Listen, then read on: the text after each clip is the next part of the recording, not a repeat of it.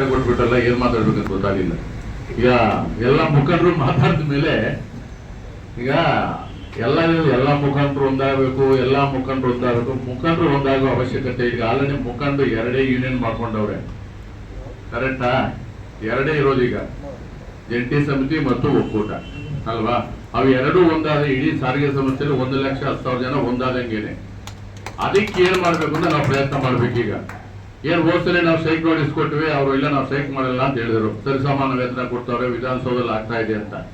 ಅಲ್ಲ, ಹಿಂದಿಂದ ಮಾತಾಡಬಾರ್ದು ಅಂತ, ಬಟ್ ಉದಾಹರಣೆ ಕೊಡ್ಬೇಕಲ್ಲ ಈಗ ಮಾತಾಡಿರೋದಕ್ಕೆ ಅಲ್ವಾ? ಅದಾಗಬಾರ್ದು. ಈಗ ಜಗದೀಶ್ ಅವರು ಈಗ ನಾವು ಸ್ಟ್ರೈಕ್ ಮಾಡ್ತೀವಿ ನೋಟಿಸ್ ಕೊಡ್ತಾರೆ, ಈಗ ಜಂಟಿ ಸಮಿತಿಯವರು ಹೋಗ್ಬಿಟ್ಟು ನಾವು ಸ್ಟ್ರೈಕ್ ಸಪೋರ್ಟ್ ಮಾಡಲ್ಲ ಅಂದ್ರೆ, ಆಮೇಲೆ ಒಕ್ಕೂಟಕ್ಕೆ ಆ ಒಕ್ಕೂಟದವರು ಹೋಗ್ಬಿಟ್ಟು ಜಂಟಿ ಸಮಿತಿಯವರು ಸ್ಟ್ರೈಕ್ ನೋಟಿಸ್ ಕೊಟ್ಟವ್ರು ನಾನು ಎಲ್ಲ ಗಾಡಿ ಓಡಿಸ್ತೀನಿ ಅಂತಾರೆ ಅಲ್ವಾ? ಈ ಗೊಂದಲದಿಂದ ಕಾರ್ಮಿಕರು ಈ ಕತ್ರಿಯಲ್ಲಿ ಅಡಿಕೆ ಸಿಕ್ಕಾಕೊಂಡು ಒದ್ದಾಡ್ತಾ ಇದ್ದಾರೆ ಕಾರ್ಮಿಕರು, ಎಲ್ಲರಿಗೂ ಗೊತ್ತಿರೋ ವಿಷಯ. ಈಗ ಮೇಯ್ನು ಏನು ಒಕ್ಕೂಟದವರು ಮತ್ತು ಜಂಟಿ ಸಮಿತಿಯವರು ಅವರ ವೈಯಕ್ತಿಕ ಬಿಟ್ಟು ಕಾರ್ಮಿಕರ ಹಿತದೃಷ್ಟಿಯನ್ನು ಕಾಪಾಡಿಕೊಂಡು ಹೆಜ್ಜೆ ಇಡಬೇಕು ಅಂತ ನಾನು ಕೇಳ್ಕೊತೀನಿ ಅಲ್ವಾ? ವೈಯಕ್ತಿಕ ಬಿಟ್ಟುಬಿಡಿ. ಅವ್ರ ಸರಿಸಮಾನ ನಮ್ಮಲ್ಲಿ ಏನನ್ನ ಮಾಡಲಿ, ಯಾವ್ದೋ ಸಂಬಳ ಕೊಡ್ಲಿರಿ, ಜಾಸ್ತಿ ಮಾಡ್ಲಿ, ನಮ್ಗೆ ಕಾರ್ಮಿಕರು ಏನ್ ಕೇಳ್ತಾರೆ ಹೇಳಿ? ನಾವ್ 25% ಕೇಳಿದ್ವಪ್ಪ ಜಂಟಿ ಸಮಿತಿಯವರು, ಒಕ್ಕೂಟದವ್ರು 55% ಕೇಳಲಿ, ಕೊಡ್ಲಿ ಯಾವ್ದೋ ಒಂದು, ನಾವೇನ್ ಬೇಡ ಅಂತೀವಾ? ಜಂಟಿ ಸಮಿತಿ ಬೇಡ 55% ಕೊಡ್ಬೇಡಿ ಅಂತ ಹೇಳ್ತೀವಿ. ಏನಿಲ್ಲ, ಕಾರ್ಮಿಕರಿಗೆ ಒಟ್ಟಲ್ಲಿ ಸಂಬಳ ಜಾಸ್ತಿ ಆಗ್ಬೇಕು. ಅದು ಮ್ಯಾನೇಜ್ಮೆಂಟ್ ಮತ್ತೆ ಸರ್ಕಾರ ತೀರ್ಮಾನ ತಗೋಬೇಕು.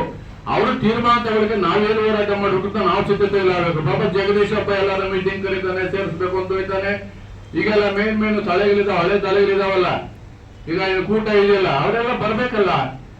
ಅವರೆಲ್ಲ ನಾನು ಜಗದೀಶ್ ಅವರಲ್ಲಿ ಒಂದು ಮನವಿ ಮಾಡ್ಕೊತೀನಿ, ಇಷ್ಟೆಲ್ಲ ಸೇರಿಸೋ ಬದಲು ಜಂಟಿ ಸಮಿತಿಯಲ್ಲಿ ಯಾರು ಮೇನ್ ಲೀಡರ್ಗಳಿದ್ದಾರೆ, ಒಕ್ಕೂಟದಲ್ಲಿ ಯಾರು ಮೇನ್ ಲೀಡರ್ಗಳಿದ್ದಾರೆ, ಅವ್ರು ಕೇಂದ್ರ ಸಮಿತಿ ಇರ್ತಾರೆ, ಒಂದು 10 ಜನ 15 ಜನ ಇರ್ತಾರಲ್ಲ, ಅವರು ಮತ್ತು ಜಂಟಿ ಸಮಿತಿಯವರು ಒಂದ್ ಕಡೆ ಸೇರಿಸಿ ಅಲ್ಲೊಂದು ಸಭೆ ಮಾಡಿಸಿ, ಅಲ್ಲಿ ಏನ್ ತೀರ್ಮಾನ ತಗೋಬೇಕು ತಗೊಳ್ಳಿ.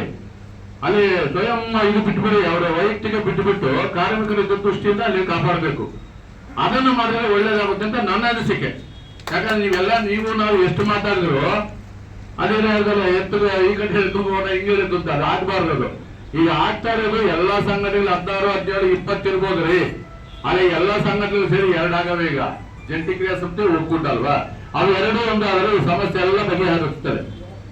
ಅದಕ್ಕೆ ಏನ್ ಮಾಡ್ಬೇಕು ಅಂತ ನೀವೆಲ್ಲ ಚರ್ಚೆ ಮಾಡಿ ತೀರ್ಮಾನ ತಗೊಂಡ್ರೆ ಅದಕ್ಕೆ ನಾವು ಭದ್ರಾಗಿರ್ತೀವಿ. ನೋಡಪ್ಪ, ನಾವು ಸ್ಟ್ರೈಕ್ ಮಾಡಕ್ಕೂ ರೆಡಿ ಇಲ್ಲ, ಹಂಗೆ ಹೋರಾಟ ಮಾಡಿ ಕೆಲಸ ತಗೊಳಕ್ಕೂ ರೆಡಿ ಇದೀವಿ ನಾವು ಅಲ್ವಾ? ಸ್ಟ್ರೈಕ್ ಒಂದೇ ದಾರಿ ಅಲ್ಲ. ಅದಕ್ಕೆ ನೋಡಿರಿ, ಯಾವ ಸ್ಟ್ರೈಕ್ ಮಾಡ್ಬೇಡ್ರಿ. ಒಕ್ಕೂಟ ಮತ್ತು ಜಂಟಿ ಸಮಿತಿ ಇಬ್ರು ಒಂದಾದವ್ರೆ ಅಂತ ಮ್ಯಾನೇಜ್ಮೆಂಟ್ ಸರ್ಕಾರ ಗೊತ್ತಾದ್ರೆ ಮುಚ್ಕೊಳ್ಳೋ ತಕ್ಷಣ ಸಭೆ ಕರೀತಾರ್ರಿ, ಬರ್ಕೊಂತೀನಿ ಬೇಕಾದ್ರೆ. ನಾವು ಯಾವ ಇದು ಸ್ಟ್ರೈಕ್ ಮಾಡ್ಬೇಕಾಗಿಲ್ಲ ಅಲ್ವಾ? ಇಬ್ರು ಒಂದಾಗಿದಾರಪ್ಪ, ಪ್ರಬಲವಾಗಿರೋದು ಜಂಟಿ ಮತ್ತು ಒಕ್ಕೂಟ ಅಂದ್ರೆ ಆಟೋಮೆಟಿಕ್ ಸರ್ಕಾರನು ಬರ್ತದೆ, ಸಿಎಂ ಬರ್ತಾರೆ, ಮತ್ತೆ ಮ್ಯಾನೇಜ್ಮೆಂಟ್ ಬರ್ತದೆ. ಆಟೋಮೆಟಿಕ್ ಅವರೇ ಕರೀತಾರೆ, ಬರ್ರಪ್ಪ ಏನ್ ನಿಮ್ ಸಮಸ್ಯೆ ಅಂತ. ಬಟ್ ಅದಕ್ಕೆ ಏನ್ ಮಾಡ್ಬೇಕು ಅಂತ ಹೇಳ್ಬಿಟ್ಟು ತಾವೆಲ್ಲ ಇದನ್ನೆಲ್ಲ ಬಂದಿದ್ದೀರಿ, ಚರ್ಚೆ ಮಾಡಿ ನೀವೆಲ್ಲ ಏನ್ ತೀರ್ಮಾನ ತಗೋತೀರಿ ಅದಕ್ಕೆ ನಾವು ಭದ್ರಾಗಿರ್ತೀವಿ ನಾವು ಸಂಘ ಅಂತ ಹೇಳ್ತಾ.